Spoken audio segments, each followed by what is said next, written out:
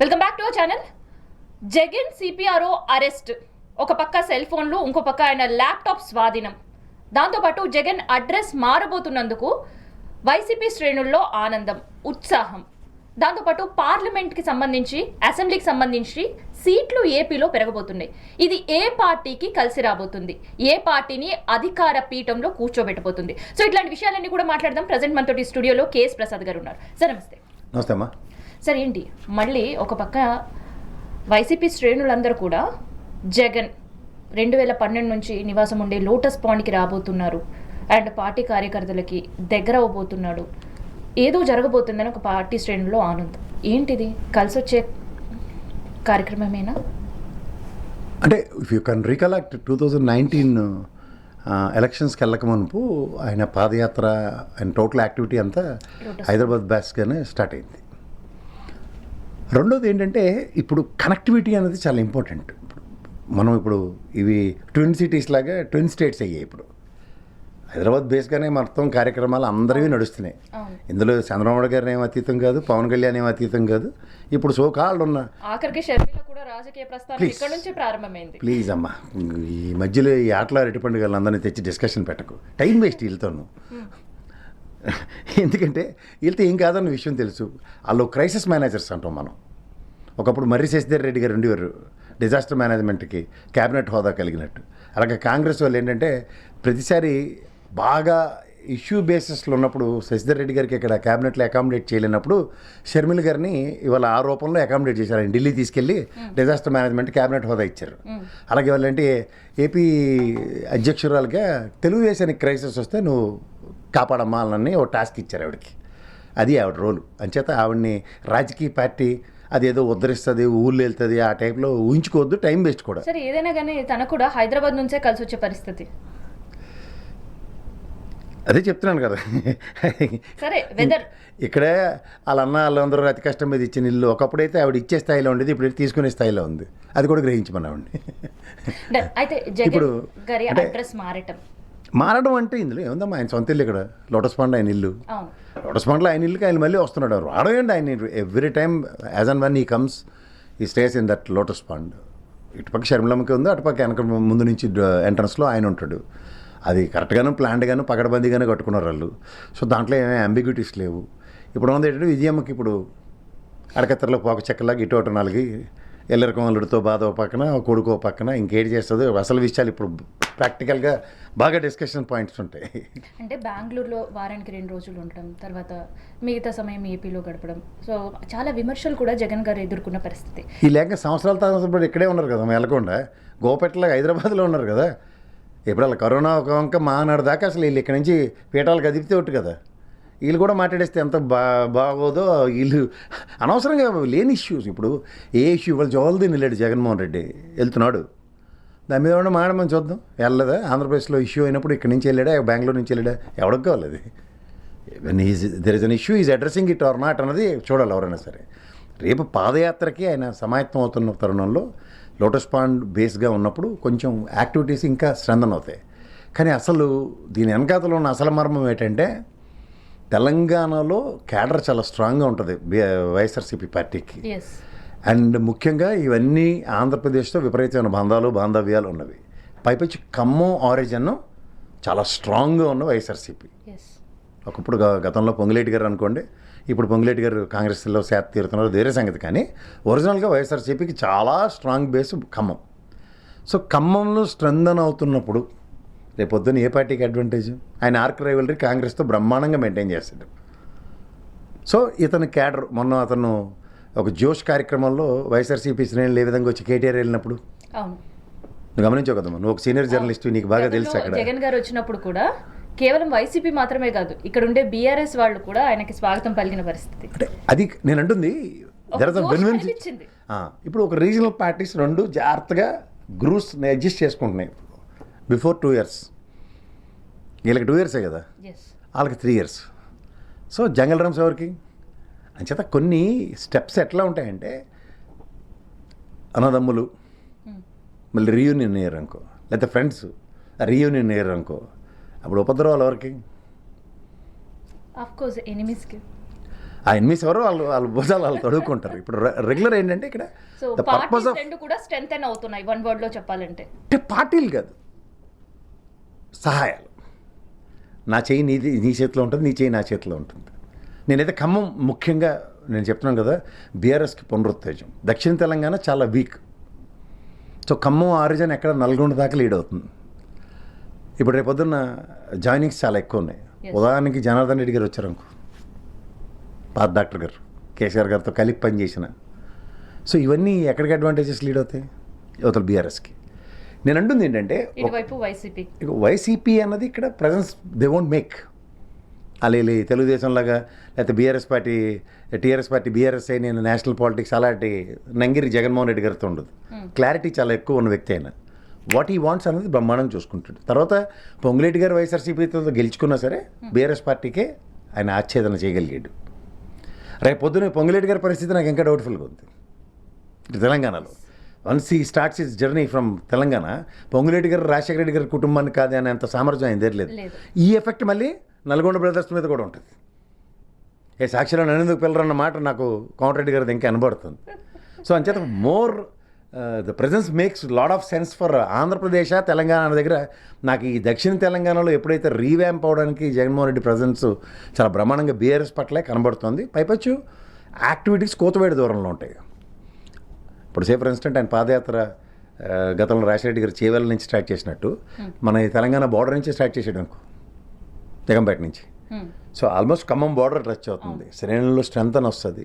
So ఆ process అంతా up to Srikakulam దాకా వెళ్ళే కార్యక్రమం అరే హైపోథెటికల్గా మాడుతున్నాను. మేబీ మే నాట్ బి, ఎందుకంటే మనకి కొన్ని జోనర్స్ కలిసేయడానికి డైరెక్ట్ ఇక్కడి నుంచి శ్రీకాకుళం వెళ్ళిపోవడం ఈజీయే. కానీ శ్రీకాకుళం నుంచి మళ్ళీ చిత్తూరు, నెక్స్ట్ ప్రకాశం, నల్గొండ, నెల్లూరు ఈ జిల్లాలన్నీ కవర్ చేయాలంటే రూట్ మ్యాప్ చాలా ఇంపార్టెంట్. అందులో ఆయన డిజైన్డ్ ప్రోగ్రామ్ కూడా అవుట్ ఆఫ్ 175 కాన్స్టిట్యున్సీస్లో ఈజ్ మేకింగ్ లాట్ ఆఫ్ 150 పైన ఎన్నో ప్లాన్ చేసుకుంటున్నాడు ఆయన. సో ఇవన్నిటికీ ఏంటంటే ఎర్లీ ప్రిపరేషన్స్. సో ఈ సౌండ్స్ వైబ్రేషన్స్తో ఎవరెవరికి ఎలాంటివి ఎఫెక్ట్లు పడతాయి అన్నది చూసుకోవాలి. అయితే ఒక పక్క జగన్ సిపిఆర్ అరెస్ట్ అసలు ఏంటి, మళ్ళీ ఒక డిస్టర్బెన్స్ మళ్ళీ క్రియేట్ చేయాలనా? ఇప్పుడు నేను అంటుంది చేయాలనా? ఇప్పుడు మనకి ఎప్పుడైనా సరే యుద్ధంలో ఎలా ఉంటుందంటే ఇది రెడ్ బుక్ యుద్ధం ఉంటుంది. నేను అంబేద్కర్ గారి జయంతి సందర్భంగా మహానుభావుడికి నివాళులు అర్పిస్తూ మళ్ళీ దిక్కుమాల రెడ్ బుక్ మన నెత్తికి తెచ్చారని అర్థం. రాజ్యాంగ స్ఫూర్తి పొందారు అనుకునే దగ్గర రెడ్ బుక్ స్ఫూర్తి పొందారని చెప్పచ్చు. They are disturbing all the thickest corners of Jaganmohan Reddy. గతంలో ఓఎస్డి కృష్ణమోహన్ గారిని, ధనంజయ రెడ్డిని కెలికినట్టు ఇప్పుడు నెక్స్ట్ ఆఫీస్లో ఉన్న శ్రీహరి గారిని కెలికారు. శ్రీహరి అరెస్ట్ చూస్తే అది చిత్తూరు పోలీసులు వచ్చి అరెస్ట్ చేశారు. వాళ్ళు ఎక్కడి నుంచి వచ్చారు? అదేంటది ఎప్పుడో నారాసుర రక్త చరిత్ర ఏదో ఈ పాత లింకులు అన్నీ పెడుతున్నారు. అండ్ ఆయన ల్యాప్టాప్ సీజ్ చేశారు, ఫోన్లు సీజ్ చేశారు. ఇప్పుడు లేటెస్ట్గా తాడేపల్లి పోలీసులు వెళ్ళి ఆయన ఇంట్లో మళ్ళీ సోదాలు మొదలెట్టారు. సో ఇది latest update. So these things అంటే దేనికి ఇండికేషను? ఇప్పుడు ఒక మనిషి ముందు పరిగెడుతున్నాడు అంటే వెనక అసలు సపోర్ట్ లేకుండా, అంటే సపోర్ట్ సిస్టమ్ ఎలా ఉంటుంది? రిలే నడుగుతుంది అనుకో, సైకిల్ రేసో లేకపోతే 100 మీటర్స్ రేసు లేకపోతే 400 మీటర్స్ రేసు, 50 కిలోమీటర్స్ మ్యారథాన్లో జరుగుతున్నప్పుడు మంచినీళ్ళు అందించే వాళ్ళు వీళ్ళందరూ వైటల్ రోల్ ప్లే చేస్తారు కదా. అలా శ్రీహరి కూడా he's playing his own role there. So అందుకని ఒక డిస్టర్బెన్స్ క్రియేట్ చేయడం. సో ఆబ్వియస్లీ ఇప్పుడు సో మెనీ కార్నర్స్ని జగన్మోహన్ రెడ్డికి మీట్ చేయడానికి కొంతమంది వ్యక్తులు, శక్తులు పనిచేస్తూ ఉంటాయి. Is one among it. ఇప్పుడు వెళ్తున్న జోల్దీన్ ప్రోగ్రామ్కి వెనకతల మ్యాన్ డిజైన్డ్ ఎవ్రీథింగ్. ఇప్పుడు ఆయన ఆఫీస్కి వెళ్తున్నప్పుడు అరెస్ట్ చేశారు. పొద్దున ఆయన జోల్దీన్కి వెళ్ళే దగ్గర నెల్లూరుతో కోఆర్డినేషన్స్ అన్నీ ఎలా ఉంటాయి? Starting points, ending points. వీళ్ళు నెల్లూరులో ₹1,00,000 పెనాల్టీ వేస్తున్నారు జాలర్లలో. ఎవరైనా సరే వెళ్ళి ఏ పార్టీకైనా మద్దతు ఇచ్చినా ఆ మద్దతు ఇస్తున్న పలానా రోడ్డుకి చెప్పినా సరే ₹40,000 వాళ్ళకు కూడా పెనాల్టీ వేస్తామని. సో ఏవో సమ్ ఇంటర్నల్ లిటిగేషన్స్ అన్నీ పెట్టించారు గవర్నమెంట్ పరంగా. సో ఇక్కడ సాధారణంగా నాకు తెలిసిన ఏ కమ్యూనిటీ అయినా సరే పార్టీలకు అతీతంగా certain percentage of people are aligning with respect to parties. సరే, ఓకే, మత్స్యకారుల పైన పెనాల్టీ ఓకే, మరి వాళ్ళకి ఇవ్వాల్సిన పెనాల్టీ ఎవరు? ప్రభుత్వం కాదు, మత్స్యకారుల సంఘాలు. సంఘాలే మత్స్యకారులకి వెలేసేయడం అంటే ఇంకా రకంగా సముద్రంలోకి వెళ్లకుండా వెలేయడాలు ఇలాంటివన్నీ ఇట్లన్నింటినీ ఓవర్ యాక్షన్లు అంటారు. నిజమే కాదంటే భరోసా గురించి ఎందుకు మరి సంఘాలు మాట్లాడలేకపోతున్నాయి? అవే చెప్తున్నాను. ఆ విషయాల మీద మాడకుండా ఈ పనికిమాలిన విషయాల మీద 538 కోట్ల రూపాయలు అప్పట్లో జగన్మోహన్ రెడ్డి గారు ఉన్నప్పుడు మత్స్యకారులకు చెల్లించిన సిచ్యువేషన్ ఇప్పుడు ఎక్కడ? అదేనమ్మా, జోవల్దిన్న పోర్ట్ ఇప్పుడు ప్రైవేట్ పరం చేసేస్తున్నారు. దాని విషయాల మీద ఇప్పుడు గవర్నమెంట్ ఇప్పుడు మెడికల్ కాలేజీలు కూడా ప్రైవేట్ పరం చేసినప్పుడు ఇలా నిరసనలు ధర్నాలు అపోజిషన్ పార్టీలు చేయకుండా ప్రజల సంక్షేమం గురించి ఆలోచించే పరిస్థితి అపోజిషన్ పార్టీకి ఉండకూడదంటే ఇది ఎక్కడ విడ్డూరం? ఇది కొంచెం ఆలోచించవలసిన విషయాలే కదా. This things when it comes to line opposition పార్టీస్కి ఇక్కడ ఈ క్రిటికాలిటీని ఎస్టాబ్లిష్ చేస్తున్న శ్రీహరి అటువంటి ఇప్పుడు సజ్జల్ గారు ఉన్నారు. నెక్స్ట్ వీళ్ళని ఎలాగోలా అరెస్ట్ చేసే కార్యక్రమం మీద ఉన్నారు. సరే, ఇది సో ఇట్లన్నిటికీ ఇండికేషన్ సజ్జల గారితో ఆగిపోతుందా లేదంటే ఇంకా కంటిన్యూ అవుతూనే ఉంటాయా ఈ అరెస్ట్లు? ఇప్పుడు పిచ్చోడి చేతిలో రాయి ఉంటుంది, అది ఇసురుతాడేమో అని ఒక టెన్షన్ ఉంటుంది. ఇసరకుండా పట్టుకున్నాడు అనుకో, రేపైనా ఇసురుతాడు, ఇప్పుడైనా ఇసురుతాడు, ఓ నెక్స్ట్ నిమిషమైనా ఇసురుతాడు అన్నాడు. అలా బుద్ధిగానే నా రెడ్ బుక్ పట్టుకొని తిరుగుతుంటే ఏమవుతుంది? ఇప్పుడు నాకు తెలిసి ఒక దాన్ని ఏమంటారంటే మనం ఎగ్జామినేషన్ పాస్ అయ్యి నెక్స్ట్ క్లాస్కి వెళ్తాం. మనం పాత క్లాస్ విషయాలని రోజు మాట్లాడుకుంటూ అయ్యో ఎగ్జామ్ ఇంకా బాగా రాసి ఉంటే బాగుండు, 90% వచ్చిందను, అలా ఎగ్జామ్లో ఆ పేపర్ అక్కడ ఇస్తున్నా ఎందుకు తీసుకోలేదు, లేదా ఎగ్జామినేషన్ ఇన్విజిలేటర్ని రాయిచ్చి కొట్టే బాగుండు, ఇలాంటి పనికి మళ్ళీ ఆలోచిస్తున్నాం అనుకో, ప్రొడక్టివ్ టైం పోయినట్టే కదా నీకు. సరే, ఇక్కడ ప్రతిపక్షాలను వేధించే కార్యక్రమాలు 2 సంవత్సరాల నుంచి చూస్తూనే ఉన్నాం. సో ఇంకా దానికి చెక్ పెట్టి ప్రజలకు ఇచ్చిన హామీల గురించో లేదంటే అభివృద్ధి గురించో ప్రభుత్వం ముందుకెళ్తే నెక్స్ట్ ఎలక్షన్స్ వాళ్ళకి కలిసి వచ్చే టైం అనుకోవచ్చు. కానీ ఎందుకు అది మర్చిపోతున్నారు? వాళ్ళు చాలా క్లియర్గా ఉన్నారమ్మా. ఇప్పుడు వాళ్ళకి ఏంటంటే మీకు ఒకటి గుర్తుంచుకో, వాళ్ళు ఎప్పుడైతే ఏటి చేసినా జగన్మోహన్ రెడ్డిని 11 సీట్లకే పరిమితం చేశారు. ఆయన మొత్తం తీసి పంజారం పెట్టాడు. ఆయన ఓ బడ్జెట్ ఉన్నారు, డబ్బులు తీసుకొచ్చి ప్రజలకు పంజారం పెట్టాడు. 5 ఏళ్ళలో 2 సంవత్సరాల కరోనాలో పందెం కోళ్ళు మేపినట్టు మేపాడు ప్రజల్ని. నువ్వు జాగ్రత్తగా గమనించు. పైపచ్చి 5 సంవత్సరాల బడ్జెట్లో 1 సంవత్సరంన్నర బడ్జెట్ తీసుకెళ్ళి ప్రజలకు ఇచ్చాడు సంక్షేమం రూపంలో. అప్పటికే ఇంక 11 సీట్లు ఇచ్చారు. వీళ్ళు ఎందుకు చేయాలన్న కాన్సెప్ట్లో ఉన్నారు వీళ్ళు. నువ్వు గమనిస్తున్నావు అది? సాధారణంగా 190 మంది ఎలా ఉంటారంటే పెడితే పెళ్ళి లేకపోతే శారదం, ఇదే కోరుకుంటారు. అలాంటి వాళ్ళు ఉన్నప్పుడు చంద్రబాబు నాయుడు గారికి ఉన్న అపార అనుభవం దేని మీద వాడతారంటే ఇలాంటి వాటి మీద వాడతాడు. వీడికి పెట్టినా తిడతాడు, పెట్టపైన తిడతాడు. ఉండు, ఈ కాన్సెప్ట్లో వాళ్ళ ఆలోచన ఎలా ఉంటుందంటే, సరే ఈ 7 ఎప్పటిదాకా లీడ్ అవుతుంది, 5 సంవత్సరాలు 8 ఇచ్చాడు, 5 ఏళ్ళలో 8 చేస్తాడు అన్నాడు అనుకో, పసుపు కుంకుమ లాంటి పథకం 1 లక్షలు లాంచ్ చేస్తాడు. ఇచ్చాడు అనుకో 50,000 నుంచి ₹1,00,000 అన్నీ మర్చిపోతారు. వీళ్ళందరూ మళ్ళీ బాబా సీడీ వేసుకుని గతం కథ అని ఫ్రెష్గా ఒక సర్టన్ పర్సెంటేజ్, ఆ 40% ఓటు బ్యాంకులు లీడ్ అవుతున్నాయి పార్టీలకి గెలుపడంలో పక్కతి. అంటే మరీ ఎంత ప్యాథటిక్గా 11 సీట్ల 40% వచ్చినోడికి, లేదా గతంలో 40% వచ్చినోడికి 23 సీట్ల అని నువ్వు నేను చర్చించుకుంటున్నాం. కానీ ప్రజలు కూడా పట్టించుకోవట్లేదు. ప్రజలకు ఆ పట్టింపే లేదు.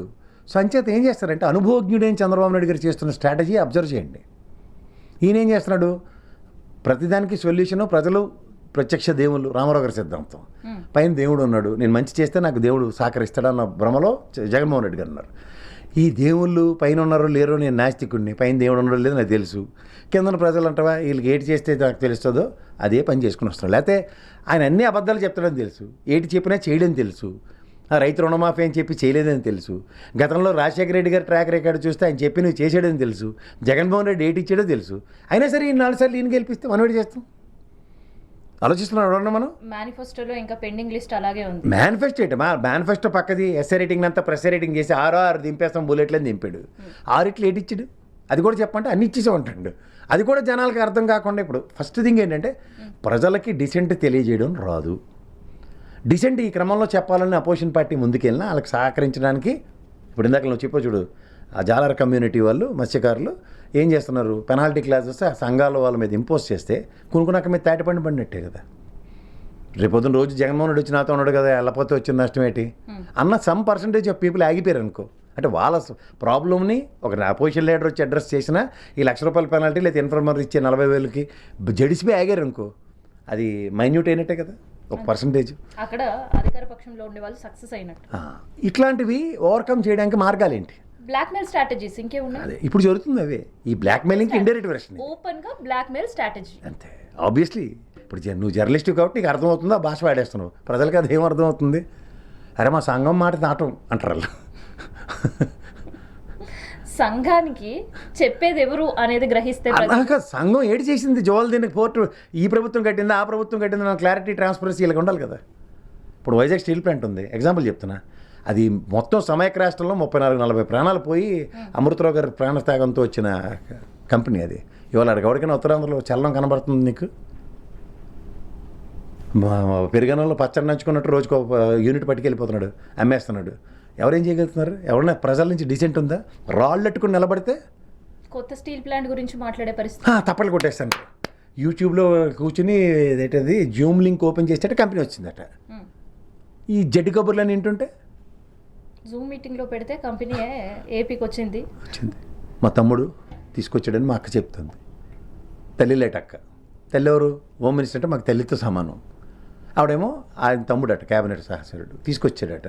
ఇవన్నీ మా తల్లి చిన్నప్పుడు చందమామ కథలు చెప్పినట్టు ప్రజలు అన్నారు. అవునా నిజమా అని మనం ఏం చేయాలి? ఆ డైలమాల నుంచి ప్రజలు బయట. డైలమా ఏం కాదమ్మా, వాళ్ళకి చాలా క్లారిటీ ఉంది. వాళ్ళ డైలమా అంటే వాళ్ళు ఒకటికి ముట్టుకెళ్ళాలి, చిన్నప్పుడు స్కూల్ మాస్టర్లు కొట్టినట్టు. డైలమా ఏంటి వాళ్ళకడే? ఇప్పుడు చిన్నప్పుడు మనకి మా నాన్న ఎగ్జాంపుల్, క్వార్టర్లీ ఎగ్జామ్స్ బాగా రాస్తే సైకిల్ కొంటాను, కొనలేదు. హాఫర్లీ ఎగ్జామ్ బాగా రాస్తే కొంటాను, కొనలేదు. ఫైనల్ ఎగ్జామ్ రాస్తే కొంటాను అన్నాడు, కొనలేదు. లాస్ట్కి అది ఎక్కడికి పోస్ట్ పోయింది? 8th 9th క్లాస్కి వచ్చేదాకా నీకు సైకిల్ లేదు, నీకు ఇంకా పెరగలేదు పెద్ద అంటే అప్పుడు 8 అవ్వదు అని తెలుసుకునే ఊరుకుంటాం కదా మనం. సో ఇలా వీళ్ళకి క్లారిటీ చిన్నప్పటి నుంచి మనకు అనుభవాలు అవే కదా. వీళ్ళు ఏడు చెప్తున్నారు, అయితే అధికారం అవగానే మన గడ్డి మనకు పెడుతున్నారు, ఏటని ఆలోచన లేదు. పోలో అంటే ఎద్దినిందంటే దూడగట్టే 4 సార్లు ఇచ్చారు అధికారం, 5 సార్లు కూడా ఇచ్చేస్తారు. ఏడు చేస్తాం మనం రోజు కూర్చొని నువ్వు నేను పంచాయతీ చెప్తున్నాం. అరే బాబు ఇది చెప్పారు, ఇది ఇవ్వలేదు, ఇది ఇలా చేస్తున్నారు, ఇలా చేయట్లేదు, ఇది ఇలా చేస్తున్నది వైజాగ్ స్టీల్ ప్లాంట్ ఎగ్జాంపుల్ చెప్తున్నా. మీకు ఇస్తా అన్నది ఏంటి? ఇంట్లో ఆడపిల్ల పెద్దానికి 1500 ఇస్తా ఉన్నారు, 18,000 ఇస్తా ఉన్నారు. ఇవన్నీ ఏవిరా బాబు అంటే ఇచ్చేసారట. అలా పక్కింటి వాళ్ళకి వచ్చిందట అని ఇక్కడ కూర్చుని 3 ఇంట్లో కూర్చుని ఆ 10వ ఇంటి గురించి చెప్తాడు. నీకెందుకు రాలేదురా అంటే ఏదో కార్డులో తేడా ఉందట అని పోస్కోలు కబుర్లు చెప్తున్నారు. నేను ఏది ఏలూరు, గుడివాడ, కైకలూరు, హుండి అండ్ భీమవరం తిరిగి వచ్చాను నేను. 2 రోజులు పట్టిన కోవెక్కిపోయి ఎవరిలోనూ సెల్లం కనపట్లేదు. ఒక మావిగాని విషయం అడిగాను, అదేటో చూద్దాం సార్, రాజధాని వచ్చినప్పుడు చూద్దాం సార్, వచ్చినప్పుడు చూద్దాం, వచ్చిన రాజధాని గురించి కూడా ఆవిడ మాట్లాడలే. అంటే వాళ్ళకు కూడా చాలా క్లారిటీ ఉంది, ఇది ఉండే రాజధాని కాదు. వాళ్ళకి అవసరం లేని టాపిక్లు అవి. నీకు అర్థమవుతుందా? అవతల మావిగాని విషయం అవసరం లేదు, అదేటో సార్ అంటుండ్రు. అమరావతి రాజధాని వచ్చింది కదా గజిట్, అదేటో సార్ వచ్చింది కదా, మా పని ఏదో చూసుకుందాం. మరి నీకు పెన్షన్ వచ్చిందా? మా పక్కింటికి వచ్చింది సార్. వీళ్ళు కోమటకోటకి వెళ్ళి అడిగారు ఉప్పు ఉందని అడిగితే పప్పు ఉంది సార్ అంటాడు, కానీ ఉప్పు లేదని మాత్రం చెప్పడు. అలాగే వీళ్ళు కూడా నాకు అలాంటి సమాధానాలు చెప్పారు. సో నేను అంటుంది ఏంటంటే ఇవాళ ఎండ్ ఆఫ్ ద డే ఇక్కడ ప్రజలు ఆ రకంగా ఆలోచిస్తున్నారు అంటే ప్రతిపక్షం రోడ్లో ఉండే వైసీపీ ఫెయిల్యూర్ అని మనం ఇవాళ మాట్లాడుకోవాల్సిన పరిస్థితి. ఫెయిల్యూర్ అని నేను అన్నాను. ఇప్పుడు ప్రతిదానికి ప్రజలు ఏం కోల్పోతున్నారో కూడా ప్రజలకు తెలియని పరిస్థితిలో ఉన్నారు అంటే ప్రజలు కోల్పోతుంది తన ఇంట్లో వస్తువు ఏదైనా కోల్పోతే అప్పుడు ఆడు బాధపడతారు తప్ప సమాజ హితంతో కూడిన ప్రజలు ఉన్నారన్నది ఆంధ్రప్రదేశ్ ప్రజలు మనం బురతొక్కుతాం. ఇప్పుడు నేను అంటుంది జువలదిన్నే పోర్టు, దాని ఆవశ్యకత, దాంతో మత్స్యకారుల యొక్క పురోగతి అన్నది the vision of Jaganmohan Reddy and YSRCP. Sir ఒక్క నిమిషం ఉండు, ఆ జనాల్లోకి పెనట్రేట్ చేయవలసింది ఎవరు? అక్కడ స్థానిక నాయకులు. ఎగ్జాంపుల్ ఏ స్థానిక నాయకులు? వైసీపీ నెల్లూరు స్థానిక నాయకులే. వైసీపీ బాధ్యతనే కదా. వైసీపీదే కాదు, తెలుగుదేశం నాయకులది కూడా. ఇప్పుడు నీ ఇంట్లో నీ పక్కలో ఒక చార్మినార్ పక్కన మీ ఇంట్లో కొత్తగా కొనుక్కున్నావు అమ్మా, నా ఇంటి పక్కన చార్మినార్ ఉందని గర్వంగా చెప్పుకోవు నువ్వు. ఆ చార్మినార్కి నాకేటి సంబంధం లేదు, మా ఇల్లేమో చార్మినార్ దగ్గరే అని ఏదో చెప్తున్నాను ఒక కథలో. అది ఏంటది? ఇప్పుడు జువల్దిన్న పోర్టు ఏదైతే మత్స్యకారుల కోసం కట్టారో 594 కోట్లు ఎంత ఖర్చు పెట్టారు దానికి. దానివల్ల మత్స్యకారుల యొక్క పురోగతి ఎలా ఉంటుంది, దాని యొక్క సంపదని వాళ్ళు స్టోరేజ్ చేసుకోవడానికి ఎలా ఉంటుంది, దాంతో ఎంత వాణిజ్యం డెవలప్ అవుతుంది, దానివల్ల ఒక ఫిష్ మార్కెటింగ్ యాడ్తో ఎలాంటి యాక్టివిటీస్ క్రియేట్ అవుతాయి, ఒక ఎక్స్పోర్ట్ మాడ్యూల్ ఎలా క్రియేట్ అవుతుంది, ఇట్లన్నిటికీ స్థానికంగా ఉన్న పార్టీలకు అతీతంగా ప్రతి నాయకుడిది రెస్పాన్సిబిలిటీ. ఆ తెలుగుదేశం వాడైనా అతీతం కాదు, కాంగ్రెస్ వాడైనా కాదు, బీజేపీ వాడైతే బాధ్యత లేని బీజేపీ వాడైనా ఇంకా క్షమాపేక్షలు లేవు వాళ్ళకి. కూటమి ప్రభుత్వం అంతా ఏకమై తీసుకుంటున్న నిర్ణయాలను సొంత పార్టీకి సంబంధించిన వాళ్ళు ఎవరు వ్యతిరేకించారు? నేను దేనికి వ్యతిరేకించాలి? అది ప్రైవేటైజేషన్ ఎందుకు అవుతుంది అనరు. ఇప్పుడు అనరన్నప్పుడు చెప్పాలి. స్థానిక నాయకుడు రెస్పాన్సిబిలిటీ ఏంటంటే వాళ్ళ పార్టీలకు అతీతంగా రాజకీయ నాయకుడు ప్రజల కోసం అయ్యాడా, లేకపోతే ఈ పార్టీ నన్ను ఉద్ధరిస్తుందని అయ్యాడా? పార్టీలు ఉద్ధరిస్తారని అయ్యారు. అయితే క్షామని ఎందులో పడి పార్టీలు ఉద్ధరిస్తారు. నేను అదే చెప్తున్నాను, పార్టీలు ఉద్ధరిస్తాయి అనుకున్న కార్యక్రమంలో ఉండి పార్టీ వ్యతిరేకంగా మాట్లాడే పరిస్థితులు లేదు. అది చాలా క్లియర్ గా కనిపిస్తుంది. అమ్మా నీకు మళ్ళీ చెప్తున్నాను, ప్రజాహితం కోరే పార్టీలో ఉడనెలని పనిచేయండి. ప్రజల రంజకమైన పాలన ఇస్తామన్న పార్టీ ఎష్యూరెన్స్ ఇస్తుంటే వాళ్ళతో పని చేయండి. కానీ ప్రజారంజక పాలనలో ప్రజలే అక్కర్లేదు, ప్రజలకి అక్కర్లేని నిర్ణయాల కన్నా, ప్రజలకు పనికొచ్చే నిర్ణయాల కన్నా, మా సొంత నిర్ణయాలతో మా జేబులు నింపుకోవడం కన్నా నిర్ణయాలకి ఎవడైతే తల ఉంచుతున్నాడో దాసోవాలు చేస్తారో వాళ్ళు పనికి మాలిన వేదాలని అర్థం. సో అందులో వైసీపీ వాళ్ళు కూడా ఉన్నట్టు ఎవడైనా ఇందులో ఏ పార్టీ కూడా అతీతం కాదమ్మా. ఏపీ గురించి మనం మాట్లాడుతూ తెలంగాణ ప్రస్తావన తీసుకురావాల్సిన పరిస్థితి ఉంది. సో తెలంగాణకు సంబంధించిన జిల్లా పేర్లు మారుస్తాము అంటే ప్రజలు నిలబడి వ్యతిరేకించే పరిస్థితి, ప్రతిపక్షాలు చెప్పేది ప్రజలు వింటున్న పరిస్థితి. మరి ఇక్కడ ఎందుకు ఏపీలో లేదు? ఎందుకు లేదు చూపించారు కదా. అంబేద్కర్ కోనసీమ జిల్లా అని పెడితే అంబేద్కర్ గారు పేరు పెట్టినందుకు ఆ విశ్వరూప్ బిల్లు కాల్చేశారు. ఎవరు ఉప ముఖ్యమంత్రి. సో అలాంటప్పుడు ఏం చేశారు? ఎవరు స్పందించాలి? వాళ్ళ పార్టీల వాళ్ళే స్పందించలేదు, వాళ్ళ నాయకులే స్పందన లేదు. ఏం చేయాలా? అంబేద్కర్ గారి పేరుకే దిక్కులేదు. ఏం మాడుతున్నావు? ఇవాళ మీకు ఒకటి చెప్తున్నానమ్మా, కొన్ని ఎజెండాలు ఇన్వర్టెడ్ కామర్స్లో డిఫరెంట్గా పెట్టుకుని తిరుగుతున్నారు ఒక్కొక్కడు. వాళ్ళు పార్టీలతో సమూహాలతో కూడి వాళ్ళ ఎజెండాలా స్వీయ ఎజెండాలా ఎవరు పాసిఫికేషన్స్ వాళ్ళు చేసుకుంటున్నప్పుడు no, the consensus of respective ప్లేసెస్కి ప్రజలు ఆలోచించుకునే మార్గాలు వెతుక్కోండి. క్లారిటీ ఇవాళ ఈ ప్రభుత్వం వస్తున్నప్పుడు స్థానికంగా ఉన్న ఈ హాస్పిటల్ని ఏం చేస్తున్నారు, ఈ నెక్స్ట్ మా పోర్ట్ ఏం చేయబోతున్నారు, వీటిలన్నిటి మీద ఒక ట్రాన్స్పరెంట్ ఎష్యూరెన్స్ కనుక ఏ పార్టీ వాడని ఇవ్వకపోతే డోంట్ ఎంటర్టైన్ దెమ్. ప్రజల ఆస్తులు ప్రజల తరఫున గెలిచిన ప్రజాప్రతినిధులు పరిరక్షించకపోతే ఇంక దేనికి ప్రజాస్వామ్యం? ప్రజల ఆస్తులు అంటే నువ్వు అన్నట్టు జోల్దిన పోర్టే, నేను నెల్లూరు విషయం ఆడుతున్నా. నెక్స్ట్ రెండోది ఒక వైద్య కళాశాల. ఈ రెండు నీ డబ్బులు ట్యాక్సులు కట్టిన దాంతో కడుతున్నారు. ఆడవాడ ప్రైవేట్ వాడికి ఇచ్చేస్తాము, మా జేబులు నింపుకుంటాం అంటే వెరుమాలో ఒకలా ప్రజలు, లేకపోతే దానికి జవాబుదారితనం గెలిచినోడికి లేదా? దీనికి ఇది కదా క్లారిటీ కావాలి. ఇవాళ జోల్దేన పోర్టుకి వైఎస్ఆర్సీపీ నిరసన తెలియజేస్తుంది. Very good. వైఎస్ఆర్సీపీ నిరసన ఎందుకు తెలియజేస్తుంది? ప్రజా ఆస్తి పరిరక్షణ కోసం. ఈ క్లారిటీ ప్రజలకు ఉండాలా అక్కర్లేదా? సరే, ఆ పోర్టులో ఉన్న మత్స్యకారులకి ఉండాలా అక్కర్లేదా? ప్రజలకి క్లారిటీ లేదు, కాసేపటికి అనుకుందాం. మత్స్యకారులకు క్లారిటీ లేదు ఏం జరుగుతుందో వాళ్ళ చుట్టూ అని అనుకుందాం కాసేపటికి. వాళ్ళని చైతన్యపరిచే బాధ్యత ఎవరిది? ప్రజాస్వామ్యంలో ప్రజాప్రభుత్వాలది, ప్రజల తరఫున పోరాడే అపోజిషన్ పార్టీలు. అక్కడ వాళ్ళు తప్పే ప్రజాప్రభుత్వం చేస్తుంటే, ప్రజలు అనుకున్న ప్రభుత్వాలు తప్పులు చేస్తున్నాయి కాబట్టి వాళ్ళ ప్రతిపక్షం వెళ్ళి దాన్ని నిరసన తెలియజే పరిస్థితి అక్కడ వచ్చింది. అక్కడ ఎవరు సహకరించాలి? అప్పుడు ప్రజలు ఎందుకు సహకరించలేని పరిస్థితి వస్తుంది? చూద్దాం, సాయంత్రం దాకా ఉంది కదా టైం, సహకరించలేదు తెలుస్తుంది కదా. అయితే ఇప్పుడు పార్లమెంట్ అండ్ అసెంబ్లీ సీట్లు ఏపీలో పెరగబోతున్నాయి. చూడమ్మా, బీజేపీ వాడికి ఎవరికి తెలివితేటలు ఉండవు. ఉన్నాయని భ్రమంలో జడ్డి వేదలు బతుకుతున్నారు అందరూ. వాడు 2011 సెన్సెక్స్లు తీసుకుని ఇప్పుడు నియోజకవర్గాల పునర్వ్యవస్థీకరణ ఏమైనా తల తక్కువ ఉందా? 2011 జనాభా ప్రకారం పునర్వ్యవస్థీకరణ అంటే సీట్లు పెంచుతున్నారు. ఉత్తరప్రదేశ్ తీసుకుందాం, ఇప్పుడు ఇది పెంచి పర్సంటేజ్కి 500 సీట్లు దారిపోతాయి. కాన్స్టిట్యూషన్ అమెండ్మెంట్ ఇస్తావా? ఏది 500 సీట్లు దాటిపోతే ఏంటని తెచ్చేస్తావా కొత్త అమెండ్మెంటు? మాకు తెలిసి కాన్స్టిట్యూషన్లో 500 సీట్లు అసెంబ్లీకి మించకూడదని ఉంది. పెంచేయాలంటే ఏం చేయాలి? మీకు ఇష్టమే. రెండోది, జనాభా ప్రాతిపదిక మీద మీరు గణన చేస్తారా చేయరా? ఇప్పుడు 2011, ఇవాళ 2026లో ఉన్నాం. ఎన్నాళ్ళైందమ్మా? 14-15 ఏళ్ళు అయింది. పొద్దు 15 ఏళ్ళైనా మీరు జనాభా లెక్కడానికి మార్గదర్శకాలు లేవు, అలాగే కులగణన చేయడానికి మార్గదర్శకాలు లేవు. ఎప్పుడో బ్రిటిష్ వాడు లెక్కెట్టిపోయాడు, అదే దిక్కుమాల కులాల గణన తప్ప మీ దగ్గర కొత్త కులగణన లేదు. ఎన్నికల ముందు ఇచ్చిన హామీ అన్నీ మర్చిపోయారు. ఇప్పుడు మీకు మహిళా రిజర్వేషన్ బిల్ అన్నది ఒక బూటకం, కొత్త నాటకానికి తెరలేపి అది మా నెత్తికి పెడతారు. ఇప్పుడు వెరీ గుడ్, సంతోషం. ఆడపిల్లలందరికీ హక్కులు వచ్చేస్తే సంతోషం, మంచిగా ఉంది. 2011 ఏ ప్రాతిపదిక మీద? సరే, పునర్విభజన లేకపోతే దాని ఏమంటారు డీలిమిటేషన్ ప్రకారం మీకు కొత్త నియోజకవర్గాలు వచ్చేస్తాయి. ఇప్పుడున్న ప్రజలు ఇప్పుడు కొత్తగా ఓటు హక్కు వచ్చింది కదా, అలా ఏడా ఓటు వేయకుండా ఇంట్లో కూర్చొని బర్రెలు కాసుకుంటారా? ఓటు వేయడానికి పెరిగిన జనాభా కావాలి, కానీ నియోజకవర్గ పునర్వ్యవస్థీకరణకు మాత్రం 2011 ప్రాతిపదిక. ఈ లాజిక్ ఎవడన్నా జస్టిఫై చేస్తున్నాడా? సరే, ఇప్పుడు సదరన్ స్టేట్స్లో నువ్వు అన్నట్టు విపరీతమైన సీట్లు తక్కువ. అక్కడ నార్త్ స్టేట్లో 850 పెంచేస్తున్నారు మొత్తం. ఆంధ్రప్రదేశ్, తెలంగాణ, కర్ణాటక, కేరళ ఇవన్నీ కలుపుకుంటే మనకి చాలా మైన్యూట్ అంటున్నారు. సరేరా బాబు, ఇప్పుడు నేను ఒక అభ్యర్థన ఇస్తున్నా.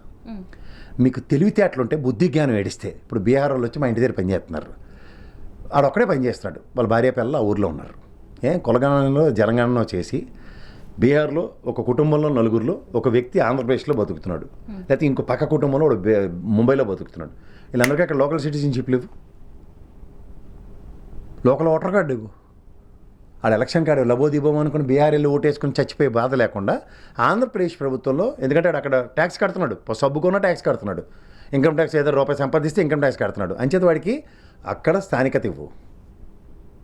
ఈ టెన్యూర్కి ఫ్రీక్వెన్సీ పెంచు, నువ్వు జనగణన ఫ్రీక్వెన్సీ పెంచు, కులగణన ఫ్రీక్వెన్సీ పెంచు అని అగ్రిగేట్ 5 yearsకో 10 yearsకో పెంచు. ఆడొకడు రాత్రి తటపట సర్దుకుని 6 నెలలకి 3 నెలలకి రాడు కదా ఎవడన్నా. సో ఈ ప్రాతిపదిక మీద జనాభా డిస్ట్రిబ్యూషన్ మొత్తం దేశవ్యాప్తంగా, ఎందుకంటే రాజ్యాంగం నాకు ఇచ్చిన హక్కు ఏంటి, నాకు ఎక్కడైనా నివసించే హక్కు ఉంది, ఎక్కడైనా నేను ధనార్జన చేసే హక్కు ఉంది, ఎక్కడైనా నేను సంపద నాకు ఇల్లు వాకిలి కొనుక్కునే హక్కు ఇచ్చినప్పుడు వాడికి నువ్వు ఓటు హక్కు అందుకు స్థానికతగా ఇవ్వట్లేదు. అక్కడ ఇచ్చి మీరు అన్నట్టు కులగణనం కనుక ప్రభుత్వం చేసే ధైర్యం చేస్తుందా? చేయకపోతే మళ్ళీ ముందుకు రావా? రిజర్వేషన్స్ మళ్ళీ ముందుకు రావా? దానికే పర్మనెంట్ సొల్యూషన్ ఏమా మొన్న ఇచ్చాడు కదా ఈబీసీ అని, ఎవడు ముక్కులో పెట్టడానికి ఇచ్చాడు కదా, ఎవరికి అర్థం కాదు. తెలివితేటలు లేని దిక్కుమాల నిర్ణయాలన్నీ మీ దగ్గర ఉన్నాయి కదా, అవి ఎవరికి జస్టిఫై అవుతున్నాయి ఇప్పటికి నాకైతే ఎవరికి అర్థమే కావట్లే. అట్లీస్ట్ ఎస్సీ ఎస్టీ రిజర్వేషన్లు, బీసీ రిజర్వేషన్లు, గతంలో ఉన్న కాపు కమ్యూనిటీకి రిజర్వేషన్లు, ఇవన్నీ ఎవరికో ఒక అణపైసా అందిన ఉదంతాలు ఉన్నాయి. ఈబీసీ అందిన చూపించి నాకు చూసినావు ఎవడన్నా నెక్కచ్చిగా. సో స్టేట్ ట్రాన్స్పరెంట్గా ఇంత పర్సంటేజ్ ఆఫ్ పీపుల్కి ఈ క్యాస్ట్లో ఇచ్చామని ఎక్కడన్నా ఒక గజిట్ ఇవ్వగలుగుతున్నారా? వైట్ పేపర్ ఇచ్చారు ఎప్పటికీ? ఎందుకమ్మా ఇవన్నీ కంటి తుడుపు చర్యలు?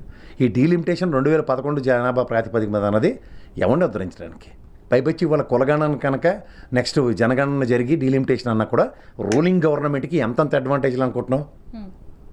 ఎంతంత అడ్వాంటేజ్లు ఉంటాయి తెలుసా? వీడు కరెక్ట్గా క్యాస్ట్ ఈక్వేషన్స్ ప్లాన్ చేస్తాడు. నెక్స్ట్ వాడు ఖచ్చితంగా ఈ సెట్ ఆఫ్ పీపుల్ వైఎస్ఆర్సీ ఇప్పుడు మన జడ్డితనానికి 50 ఏళ్ళకి ఒక వాలంటీర్ని పెట్టి ఎవడోడు తెలుగుదేశం కూడా ఎవడో టిక్కులన్నీ పెట్టి ఇప్పుడున్న గవర్నమెంట్ దగ్గర డేటా లేకుండా ఉంటుందా? ఈ కులగాలంలో 2 ఇళ్ళు అవతల పక్క వేసేయడం అనుకో, ఎగ్జాంపుల్ చెప్తున్నాను, అది జరగదనుకో. ఇప్పుడు మన తెలంగాణలో కార్పొరేషన్ విభజించి 4 వీధులు పక్క కార్పొరేషన్కి వెళ్ళలేదు, అలా పని చేశారు అనుకో, ఏమవుద్ది? వైసీపీకి మళ్ళీ నష్టం. అంటే నీకు స్ట్రాటజికల్ మూవ్స్, డిస్ట్రిక్ట్ డిస్ట్రిబ్యూషన్స్ కానీ, లేదా డిస్ట్రిక్ట్స్ ఏర్పాటు చేసినప్పుడు కానీ, లేదా నియోజకవర్గాలు ఏర్పాటు చేసినప్పుడు రూలింగ్ గవర్నమెంట్లకి అడ్వాంటేజ్ ఇచ్చే కార్యక్రమానికి ఏ ప్రాతిపదిక మీద? అందుకే నేను బేర్ మినిమం కులగణన ఫస్ట్ చేయి, జనగణన చేయి, ఈ రెండింటిని అలైన్ చేసి ఒక గజెట్ రిలీజ్ చేయి దేశవ్యాప్తంగా. పర్టికులర్ ప్రాంతంలో, ఇప్పుడు వెనుకబడిన ప్రాంతాల్లో నియోజకవర్గాలు ఎలా ఇస్తున్నావు? ఎస్సీ ఎస్టీ రిజర్వేషన్స్ అన్నీ ఎందుకు ఇస్తున్నావు? ఏ ప్రాతిపదిక మీద? Certain percentage of people are యాక్యురేట్గా అక్కడ ఉన్నారని. అలాగే ఇప్పుడు ఈ బీసీ రిజర్వేషన్లు, లేకపోతే ఎస్సీ ఎస్టీ రిజర్వేషన్లు, లేకపోతే కాపు రిజర్వేషన్లు ఐడెంటిఫై చేయడం చాలా ఈజీ అవుతుంది కులగణన చేస్తే. ఇప్పుడు మచిలీపట్నం రేడియస్లో కాపు జనాభా చాలా ఎక్కువ ఉంటుంది ఎగ్జాంపుల్. ఇప్పుడు నీకు సెట్ ఆఫ్ రిజర్వేషన్స్ నీకు ఎక్కడ ఇవ్వడానికి, కాపు రిజర్వేషన్ ఇంప్లిమెంట్ చేయడానికి, లేకపోతే ఒక ప్రాతిపదిక మీద ఇప్పుడు మంగళగిరి ఉంది, ఎవరిది? లోకేష్ గారి నియోజకవర్గం. అక్కడ బీసీ సామాజిక వర్గం చాలా ఎక్కువ ఉంటుంది. రిజర్వేషన్స్ ఐడెంటిఫై చేసి ఇవ్వడం ఎంతసేపు? అక్కడ నీకు major chunk of BC people will be addressed కదా, major chunk of Kapu reservations అక్కడ అడ్రస్ అవుతాయి కదా ఆ నియోజకవర్గాల ప్రాతిపదిక మీద. ఆ ప్రాతిపదిక మీద రిజర్వేషన్ ఇంప్లిమెంట్ చేస్తే అప్లిప్మెంట్ చాలా అవుతుంది. ఈ రౌండ్ రాబిన్ లీగ్లో ఒక 2 yearsకి ఈ 2 years ఈ డిస్ట్రిక్ట్కి ఇస్తాం, ఈ 2 years ఇంకో డిస్ట్రిక్ట్కి ఇస్తాం, అట్లాంటి ప్రపోజల్స్ పెట్టుకోవచ్చు కదా. ఇప్పటిదాకా మీరు అంబేద్కర్ గారు ఇచ్చిన రిజర్వేషన్ ప్రాతిపదిక, లేకపోతే మీకు నచ్చిన రిజర్వేషన్లతో అప్లిప్మెంట్ అయితే ఏ వల్లకాడు జరగలే. అది మీ చేతకాని ససవుతాను. ఇలాంటివి ఎందుకు మీరు ప్రయత్నించరు? సరే, ఇప్పుడు మీరు అన్నట్టు బీసీ అప్లిఫ్ట్మెంట్ నిజంగా వాళ్ళకి బీసీల పైన చిత్తశుద్ధి ఉంటే మేనిఫెస్టోలో పెట్టినవి ఇన్ని రోజుల? అమ్మ నీకు మళ్ళీ చెప్తున్నాను, మేనిఫెస్టో ఎందుకు పెడతారంటే ప్రజల్ని మోసం చేయడానికి. పెట్టాల్సిన పరిస్థితి మేనిఫెస్టోలు దేనికంటే ప్రజల్ని మోసం చేయడానికి. ప్రజలకి అబద్ధాలు చాలా బాగుంటాయి. ఇప్పుడు చిన్నప్పుడు చందమామ కథ, జడివేదలో నోరు మూసుకున్న అమ్మ పెట్టిన అన్నం తినలేదు మనం. గాడిజిల్లా తయారైన ఇంకా దిక్కుమాల చందమామ కథలకి అలవాటు పడితే ఎవడేటి చేస్తాడు? ప్రాక్టికాలిటీ ఎక్కడ అన్నది ఎలక్షన్ కమిషన్ ఎవడని అడగలుగుతున్నావా? ఒరే ఈ అడ్డవించేస్తా చెప్పాడు ఈ పార్టీ వాడు, దీనికి నాకు ఒక డిస్బర్స్మెంట్ లిస్ట్ కావాలి, నా నియోజకవర్గంకి గత ప్రభుత్వంలో వీడు చెప్పిన పకోడీ కబుర్లు ఇవి, చేసినవి ఇవి, చేయనివి ఇవి, ఇది పెట్టి నాకు ఒక లిస్ట్ పెట్టి ఇక్కడ వీడికి ఇన్ని కేసులు ఉన్నాయి, వీడికి ఇంత దివసాలు ఉన్నాయి, వీడి ఇన్నిసార్లు డబ్బులు అమ్మాడు, ఇవన్నీ నాకు అన్ని మేనిఫెస్టోలో నువ్వు పెడుతున్నావు కదా మాకు ఎలక్షన్ ఎఫిడవిట్స్లు అన్ని. మరి ఈ నియోజకవర్గాల వరకు ఎందుకు పడ్డా? ఎలక్షన్ నిర్వహించిన తీరే హ్యాండ్సప్ చెప్పాల్సిన పరిస్థితి. అవన్నీ ఇంకో దరిద్రం. వాటిపైన మనం మాట్లాడుకోవడం అనేది ఇది ఎందుకు చేయడు వాడు? ఎలక్షన్ కమిషన్ గారికి ఇంకేం పని ఉంటుంది? ఓటు వేయండి అని ప్రజల్లో అవగాహన తీసుకురావడంలే పెద్ద ఫెయిల్యూర్. ఎందుకు రావట్లేదు? 89, 94, 69, 114% కూడా చేసేస్తున్నాడు. అవగాహన బ్రహ్మాండం చెప్తుండే కదా. అది బయట పోలింగ్ బూత్ మీద ఒకటి పెడతాడు, ఫోటో తీయించుకోమంటాడు, వేస్తాడు. మన వాళ్ళకి కూడా బాగా ఇష్టం ఆ దిక్కుమాల ఫోటోలు తీసుకుని అప్లోడ్ చేసుకోవడం ఉన్న శ్రద్ధ. నా ఓటు ఎందులో పడి చచ్చిందో, ఆవిడకి పడి చచ్చిందో కూడా వీడికి దాని మీద క్రాస్ వెరిఫికేషన్ చేసుకోడు. వీడి ఇంటికి వచ్చి కూడా రెట్రాస్పెక్టివ్ ఎఫెక్ట్ ఏమి ఉండదు. అరే నేను ఆడికి వేస్తే ఎంతమంది నా ఫ్రెండ్స్ అందరూ కూడా వేసారు, మా అమ్మ బాబాలు అందరూ వేసారు, ఈడేలా గెలిచాడు అని కూడా ఆలోచించుకుంటాడు అంతే.